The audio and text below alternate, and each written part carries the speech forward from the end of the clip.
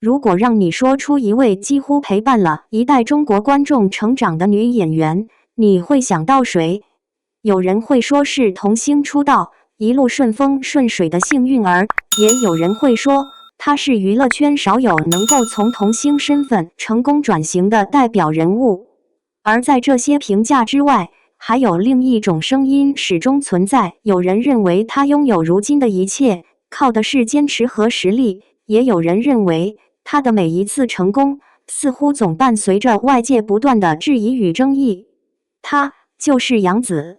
在流量时代，一个演员想要红，并不算太难，难的是红了20多年，依然能够不断拿出新作品，依然能够站在市场最前沿。更难的是，在经历无数次舆论起伏之后，依旧拥有观众缘和市场号召力。从《家有儿女》里那个古灵精怪的夏雪，到香蜜沉沉烬如霜中令人心疼的锦觅，再到长相思中层次丰富、情感复杂的小妖，杨紫似乎一直都在成长，而观众也在陪伴着她成长。但如果把时间倒回20多年前，恐怕没有多少人会想到，这个看似普通的小女孩，未来会成为中国影视圈最具代表性的90后女演员之一。有人说她赢在天赋，有人说她赢在运气。可在我看来，如果真正了解杨紫一路走来的经历，就会发现，比起运气，她更像是一个不断与现实较劲的人。每一次外界认为她已经走到瓶颈，她都会用下一部作品重新证明自己。每一次市场开始怀疑她，她又会用新的角色完成一次逆转。今天，我们就一起回顾杨紫的成长历程，看看这位从童星一路走来的演员是如何在竞争最激烈的娱乐圈，一步一步走到今天的位置。第一部分，童年成长，一个普通女孩如何走进镜头。杨紫，本名杨米奥，1992年出生于北京市一个普通家庭。她并非出身演艺世家，父母也没有影视行业背景。根据公开资料，父亲曾从事消防相关工作，母亲则十分重视女儿的教育。在很多采访中，杨紫都曾提到，小时候家里的教育方式并不是一味要求成绩，而是希望她能够培养兴趣，保持自信。也正因为如此，她从小就表现得活泼外向，对表演充满兴趣。据公开采访回忆，小时候的杨紫特别喜欢模仿电视剧里的角色，看电视时常常跟着演员一起说台词，还会在家人面前即兴表演。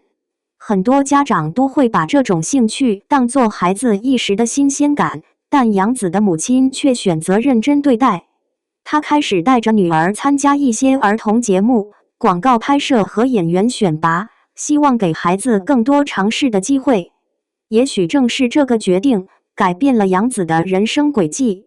对于很多童星而言，进入娱乐圈往往意味着光鲜亮丽，但实际上，童星的成长远没有想象中轻松。拍戏意味着不能像普通孩子一样拥有完整的假期，赶通告意味着必须在学习和工作之间不断切换。别人放学以后可以玩耍，而杨紫更多时候是在片场背台词，等待拍摄。我一直认为，一个人的性格很大程度上会受到童年经历的影响。杨紫后来留给大众最深刻的印象，就是她身上始终带着一种很强的适应能力。无论面对怎样的剧组、怎样的角色，她都能够迅速进入状态。这种能力并不是一夜之间形成的，而是在童年时期一次又一次拍摄、一遍又一遍等待中慢慢培养出来的。对于一个孩子来说，娱乐圈其实是一个竞争非常残酷的环境。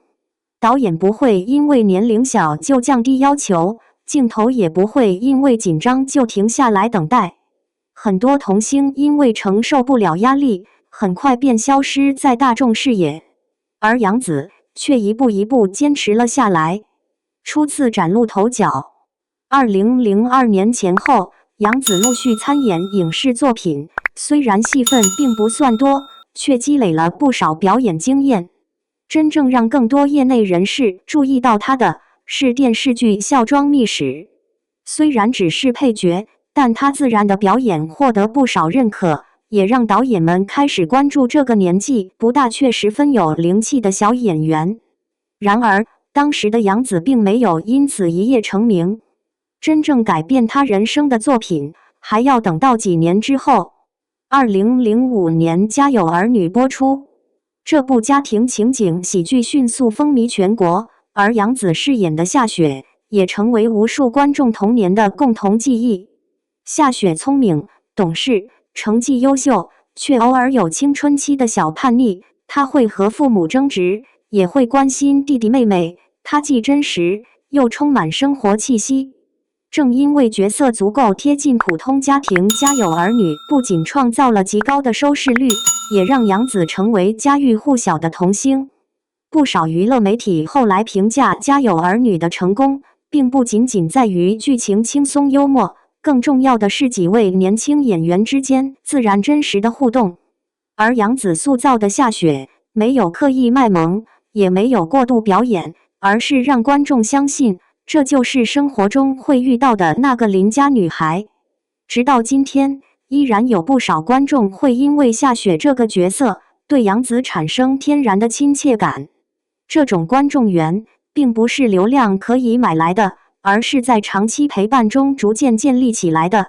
成名之后，并没有迎来童话。很多人以为成为全国观众熟悉的童星之后，杨紫未来的道路一定会越来越顺，但现实却远比电视剧复杂。事实上，在娱乐圈里，童星身份既是一种优势，也可能成为一种束缚。观众容易记住一个经典角色，却也容易把演员永远定格在那个角色里。夏雪太成功了，成功到很多人提起杨紫，第一个想到的依然是那个扎着马尾穿着校服的小女孩。在我看来，这恰恰是杨紫后来职业生涯最大的挑战。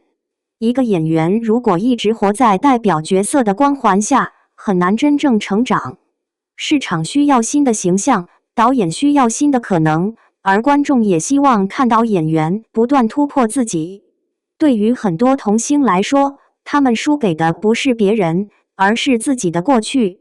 而杨紫后来之所以能够完成转型，很大程度上就是因为她没有沉浸在童星光环里，而是不断寻找新的机会。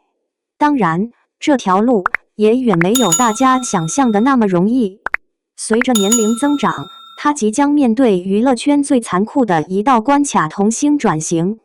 有人质疑她的外形，有人怀疑她能否担任女主角，也有人认为她已经错过了最好的机会。就在这些声音不断出现的时候，杨紫的人生也迎来了真正意义上的第一次低谷。而这段经历恰恰成为她后来逆风翻盘最重要的起点。对于杨紫来说，接下来等待她的不是鲜花和掌声，而是一段漫长而艰难的转型期。第二部分，走进娱乐圈深水区，童星转型比成名更难。随着年龄增长，家有儿女的影响力越来越大，但杨紫却发现自己反而越来越难接到合适的角色。在不少公开采访中，她曾回忆过那段时期的心境。因为童星标签太过鲜明，加上青春期外形发生变化，很多剧组都会担心观众无法接受她出演新的角色。与此同时，影视行业也进入了偶像剧高速发展的阶段，市场对于年轻女演员的要求越来越偏向外形、流量和商业价值。对于一个刚刚长大的童星而言，这无疑是一场新的考验。杨紫最终选择报考北京电影学院，进入专业院校学习，意味着她希望摆脱童星身份，用真正的表演能力重新证明自己。不少业内人士后来都提到，北京电影学院这一阶段对杨紫来说意义重大。学校教会她的不只是表演技巧，更重要的是如何理解角色，如何分析人物，如何建立属于自己的表演体系。童星时期，他更多依靠的是天赋。而进入学院之后，他开始真正学习如何成为一名职业演员。很多观众觉得一个演员能不能红，主要看资源。但我认为，资源固然重要，真正决定演员生命力的是能力。娱乐圈从来不缺漂亮的人，真正稀缺的是那些能够让观众忘记演员本人，只记住角色的人。杨紫后来之所以能够完成转型，很重要的一点就是她逐渐把注意力从如何让别人喜欢自己，转移到了如何塑造一个真实的人物。这种变化看似不起眼，却改变了她整个职业生涯的发展方向。那段几乎被否定的日子，关于杨紫职业生涯，有一段经历至今仍经常被媒体提起。她曾公开讲述，在成长过程中，自己听过不少否定的声音。有人认为她长相不够突出，不适合继续走演员这条路，也有人建议她转向幕后或者选择其他职业。这些内容来源于她本人在采访中的分享，因此属于公开可查的信息。当然，不同人士表达观点的具体背景和语境各有不同，外界对此也存在不同解读。如果换作普通人，也许听到这样的评价，很容易选择放弃。毕竟，一个20岁左右的年轻人，最容易受到外界评价影响。但杨紫没有，她没有急着反驳，而是继续拍戏，继续学习，继续等待机会。很多成功其实都是一种延迟兑现，不是今天努力，明天就一定有回报，而是在别人已经放弃的时候，你还愿意坚持。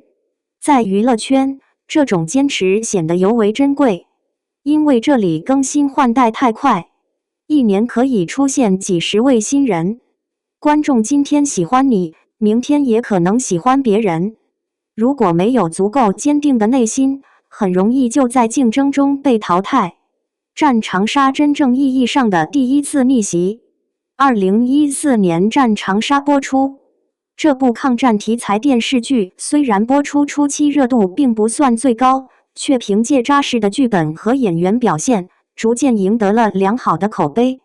杨紫饰演胡香香，这是一个与夏雪完全不同的人物。她从天真烂漫的少女，在战争中一步步成长，经历亲人离散、生死离别，也逐渐完成精神上的成熟。剧中的情绪跨度非常大，对于年轻演员来说，是一次不小的挑战。而杨紫最终交出的答卷，也获得了不少业内人士和观众认可。许多影视评论认为，《战长沙》是杨紫真正摆脱童星标签的重要作品。她不再只是那个大家熟悉的夏雪，而开始让观众相信她能够驾驭更加复杂、更有层次的人物。一些业内评论甚至认为，这是她演员道路上的第一块重要基石。如果没有《战长沙》，后来的杨紫也许依然能够成功，但未必会这么快。因为对于演员来说，真正重要的不只是流量，而是一部能够证明演技的代表作。《战长沙》没有让杨紫一夜爆红，却让业内开始重新认识她。有时候，真正改变命运的，并不是最热的作品，而是最能体现实力的作品。《欢乐颂》重新回到大众视野。2016年《欢乐颂》播出，杨紫饰演邱莹莹。这个角色并不完美，她冲动、单纯，容易感情用事，因此播出期间也引发了不少讨论。有观众觉得邱莹莹过于幼稚，也有人认为她恰恰最接近现实生活中的普通年轻人。直到今天，关于邱莹莹这个角色，网络上依然存在明显不同的声音。支持者认为，杨紫把角色的成长过程演得非常真实，批评者则认为角色部分行为容易让观众产生挫败感。不过，大多数评论都认可一点，无论喜欢还是讨厌角色，都说明演员成功塑造了人物。一个演员最怕的不是被讨论，而是没有讨论。邱莹莹之所以能够成为《欢乐颂》中最具争议的人物之一，本身就说明角色具有足够鲜明的特点。观众会因为角色生气，也会因为角色成长而感动。这种情绪投入本身就是演员表演成功的重要体现。香蜜沉沉烬如霜真正意义上的全面爆发。2018年，香蜜沉沉烬如霜播出。这部古装仙侠剧成为当年的热门作品之一。杨紫饰演女主角锦觅，与多位演员共同完成了这部作品。随着剧情推进，锦觅从天真懵懂到经历情感考验，再到最终完成成长，角色层次不断丰富。杨紫对于人物情绪的表达也成为观众讨论的焦点。不少娱乐媒体认为，香蜜沉沉烬如霜不仅进一步提升了杨紫的人气，也让市场开始重新评估它的商业价值。影视平台、广告品牌以及制作公司都开始更加看重它的市场号召力。从那以后，杨紫逐渐成为各大影视项目重点关注的女演员之一。我一直觉得香蜜对于杨紫最大的意义，并不是让她成为顶流，而是证明了一件事情：实力和流量其实可以同时存在。过去，很多人总喜欢把演员分成两类，一种叫实力派，一种叫流量明星。但杨紫的出现，在某种程度上打破了这种简单划分。她既拥有稳定的观众基础，又能够持续输出具有影响力的作品。这也是为什么她后来能够连续多年保持市场竞争力的重要原因。当然，伴随着影响力不断扩大，新的压力也随之而来。作品越火，讨论越多，商业价值越高，公众期待也越高。从这一阶段开始，杨紫几乎每一部新作品都会成为舆论关注的焦点。有人期待她再次突破，也有人开始用更高标准审视她。而真正考验一位演员的，往往不是走红的那一刻，而是在聚光灯下如何面对不断放大的争议与压力。当一位演员成为市场焦点之后，他获得的不仅是更多机会，还有更多审视、更高期待，以及几乎无处不在的舆论放大镜。对于杨紫来说，真正困难的阶段才刚刚开始。第四部分，争议与低谷。流量越高，争议越大。从2018年以后，杨紫陆续主演了《亲爱的》《热爱的女心理师沉香如》《谢长相思》等多部电视剧。随着作品数量不断增加，她的商业价值持续提升，也成为各大影视平台重点合作的女演员之一。与此同时，围绕她的讨论也越来越多。这些讨论大致可以分为几个方面：演技是否形成固定模式，角色类型是否趋于重复，古装与现代剧之间的发展重心，以及观众对于作品质量的不同评价。这些讨论长期存在于媒体报道和网络评论中，但不同作品、不同阶段的评价并不相同。关于演技的不同声音，不少专业影视评论认为，杨紫最大的优势始终是情绪表达。无论是哭戏、爆发戏，还是细腻的人物心理变化，她都拥有较好的感染力。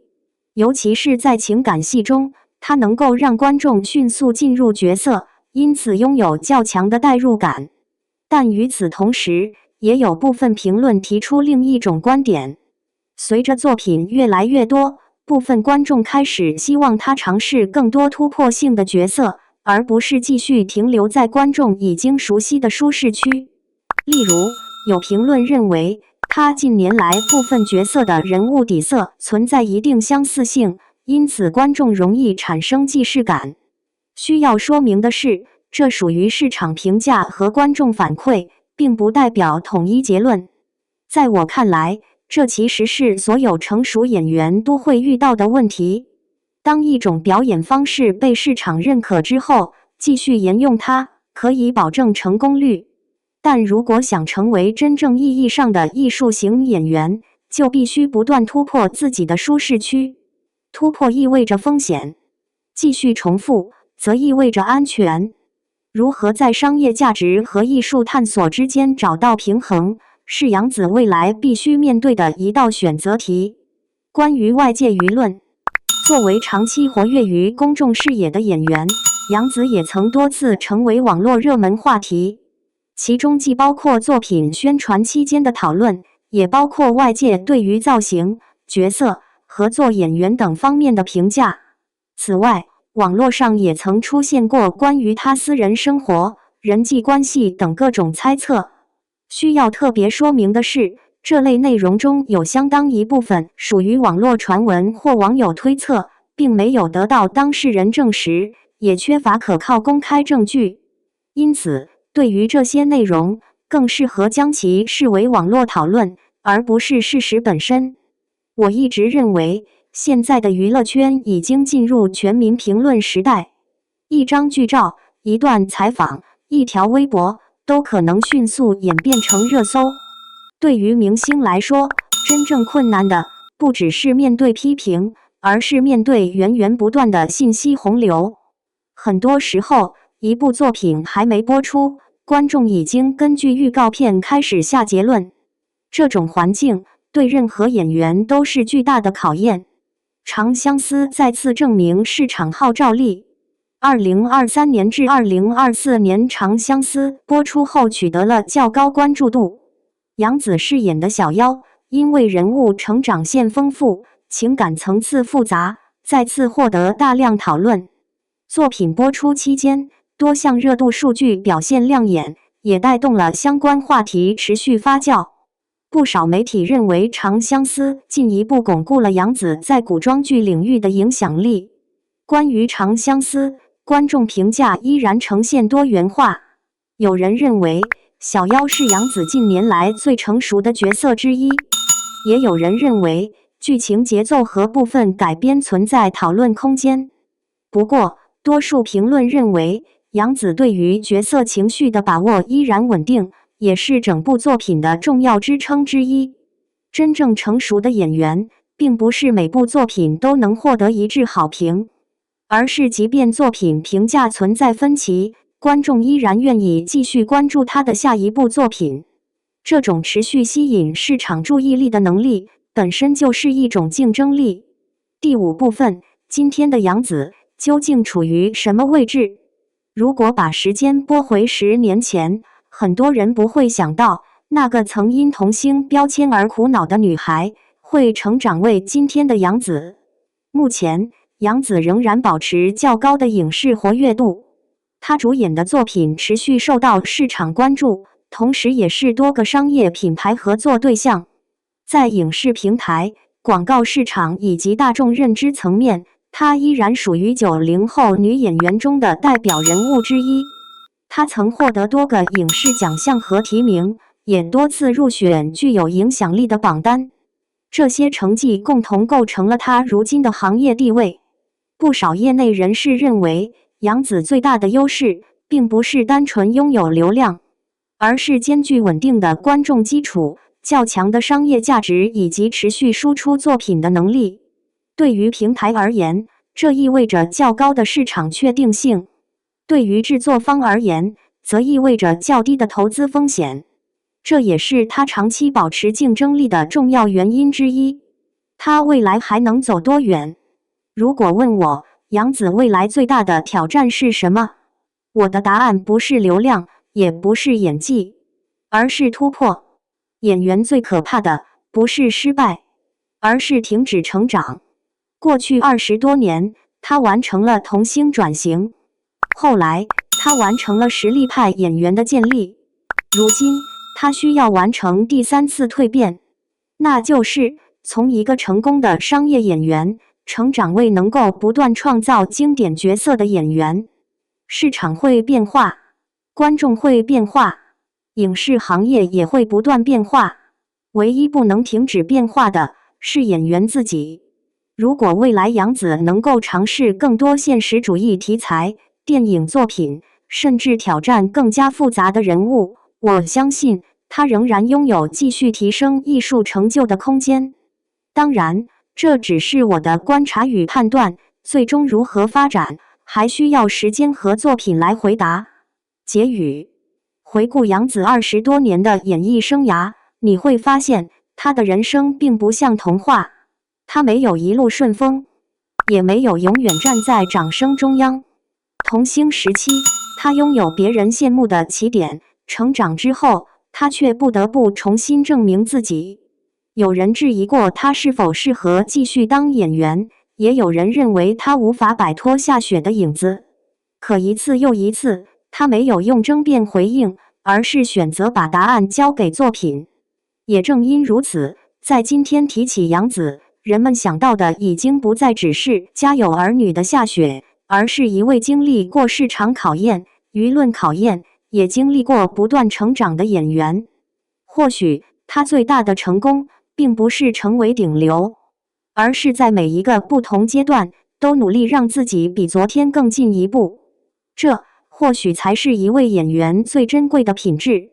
那么，看完杨紫一路走来的故事，你又有哪些不同的看法？你认为真正让杨紫走到今天的关键是天赋、努力，还是机遇？你最喜欢她塑造的哪个角色？为什么？对于这些年来围绕她的各种争议，你又持怎样的观点？未来她还能否继续保持90后女演员中的领先地位？欢迎把你的想法写在评论区，我们一起理性讨论。如果你喜欢今天的视频，别忘了点赞、分享，并订阅华语娱乐。这里不仅会持续关注华语娱乐圈的最新动态，也会带来更多明星人物、影视作品以及娱乐事件背后的深度解析。感谢大家的陪伴，我们下期节目再见。